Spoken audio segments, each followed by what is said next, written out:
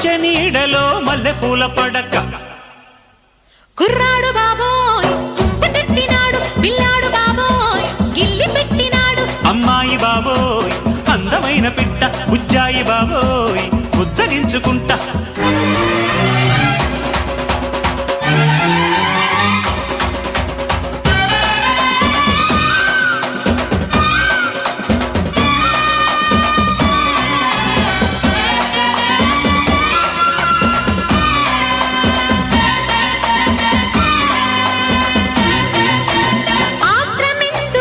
అందముంది గనక అందమెందుకు చూపు ఉంది గనక చూపు ఎందుకు చాటుకొస్తే చెబుతా చాటుకెందుకు వచ్చి చూడు చెబుతా ఏమి చూడను చూడలేని చుక్క